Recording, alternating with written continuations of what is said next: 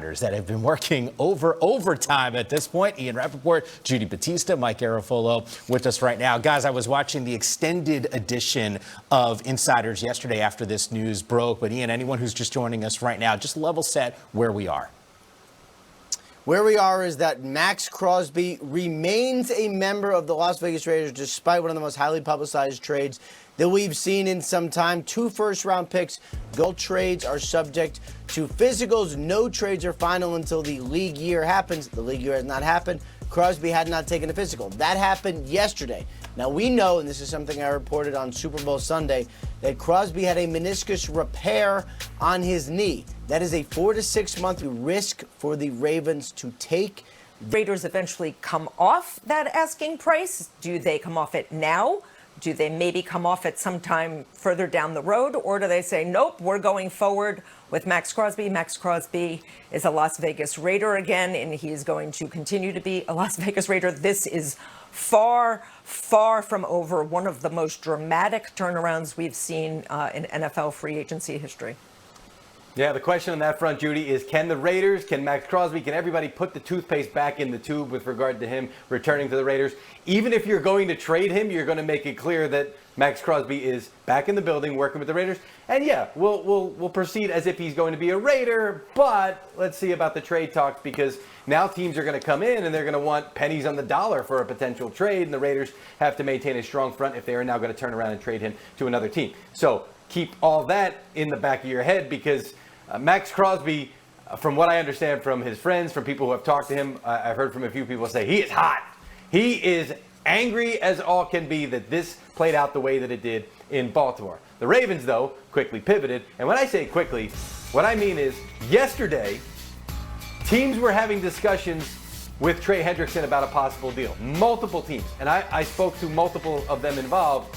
And it seemed like there was a mystery team that all of a sudden emerged at some point in the afternoon. And they were saying, well, who's this mystery team? We keep hearing about this mystery team. And then a little bit later, the news of the trade being off came out from the Raiders, basically putting it out there. And everybody went, okay, we know who the mystery team is. It's the Baltimore Ravens.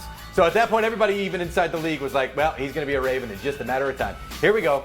4 years, $112 million, agreed to this morning. Ian and Tom Pelissero reporting that this morning. The deal done. It's at $28 million per season. It can get up to 30 with incentives, but that also illustrates what we had been telling you for the last couple of days, which is Trey Hendrickson's market was in the lower 20s. He thought maybe he was going to be in the 30s, because here you got a Ravens team with its back against the wall that just got all this money back that they thought they were going to be paying Maxx Crosby, and now could really go strong to land Trey Hendrickson to get close to the point of $30 million. Deal gets done. Hendrickson headed to Baltimore. The Ravens get to keep those first-round picks and also get themselves a proven veteran pass rusher in Trey Hendrickson. Yeah, the tentacles of this story extending into now Trey Hendrickson, and that's just the beginning. We're scratching the surface on what this is going to mean, especially with the NFL draft right around the corner. And I know the three of you guys will have us covered here on NFL Network as that news continues to trickle in. Now, as far as the Ravens nixing deals, I guess we've kind of seen it before, just not at the level that we're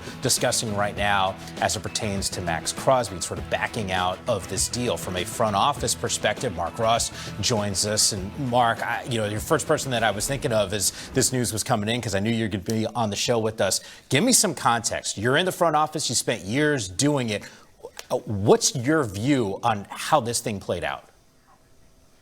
Well, that's why we kept saying when all these deals were done, they're not finalized. And the physical is such a major part of it, as we just saw there, where one team's doctor is not another team's doctor. And this happens where with the Giants and the Eagles, the Bills, I don't remember a time where we nixed a deal because of a failed physical, but we did the draft process exactly the same, where your own doctors put their own medical grade on every single prospect. And we took a lot of high-profile players off our draft board because of the physicals, where the doctors said, we're just not comfortable with this player. So we're thinking the Ravens were above board with all of this of, yes, once their doctors got their hands on Maxx Crosby, knowing he already had this injury, but may have been worse, or the long-term prognosis of this injury was worse than what they believed just hearing about it, and then said, okay, well, this is not worth the risk now.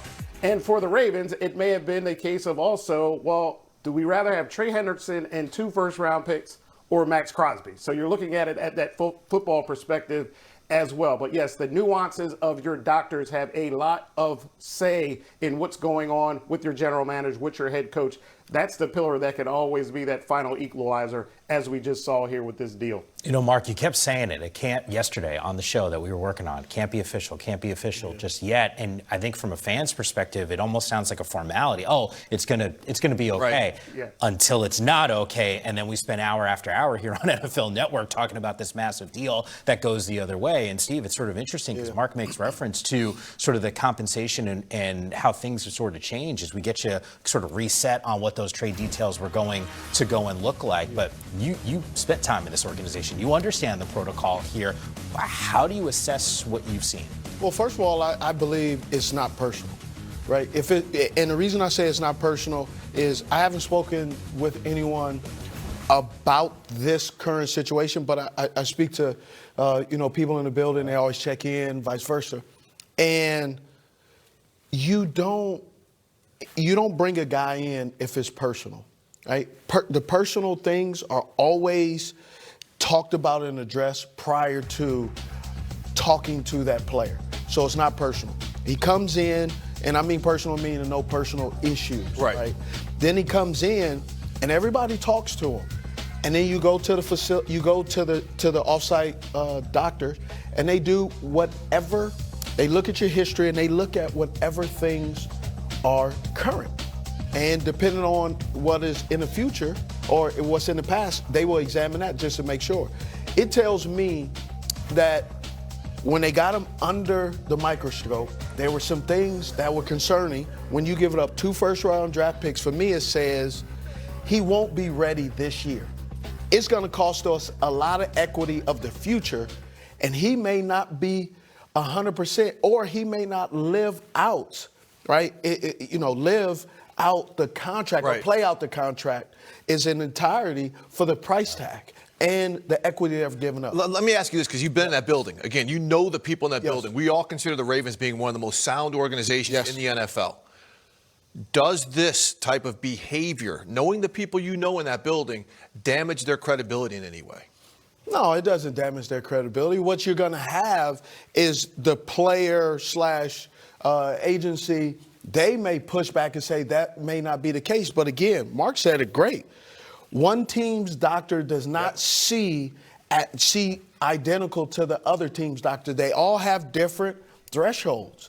And it's what you are comfortable with on your palate. That's bottom line. So let's not forget Maxx Crosby. This was a left knee injury that he had, the surgery. He also had left ankle surgery about 2 years earlier on that same leg. So maybe there was something right there. I want to get to the Trey Hendrickson aspect of it. So first off, now, the Ravens, it does look like, okay, we don't have to give up draft picks. We're signing a guy who's coming off of season-ending core surgery, right? This is an injury that people do come off of and play well. They're getting a player without giving up the compensation, and he's coming in at an average of $2 million less than what Maxx Crosby was making. So this is a very effective player. Jesse Minter, the new defensive-minded head coach, really good with outside linebackers, right? So this is a player that I think they can fit into the scheme. But this is also something where Trey Hendrickson, knowing the division, coming and trying to say, I'm going to reestablish myself because there's a lot of doubters out there. I'm going to have a chance to win. This is a guy who played in New Orleans and Cincinnati. Now he, like Maxx Crosby, is going to feel a little bit closer to that evasive Super Bowl that he's had in his career. So it's very intriguing. There's so many different dynamics that we can talk about this because, with the Raiders, does Maxx Crosby stay there? Because the Ravens basically said, he's too damaged goods for us. Does anybody else want to go medically sign him? Do you have the cap room? Do you have the personnel space? So we got all kind of show to chew on that, Mike, but a lot of different things to go on. But let's not forget, when it comes to that medical, that Crosby had surgery on the left ankle, the same leg he had surgery on with the left knee. We don't know if there's any type of tie there, but that may be something that played into this as well. Yeah, Steve, you bring up a lot of really good questions, and I think those are going to be aimed at Mark Ross as we unfold free agent frenzy here on NFL Network. Mark, we're going to be leaning on your expertise throughout the course of the next few hours here. Meanwhile,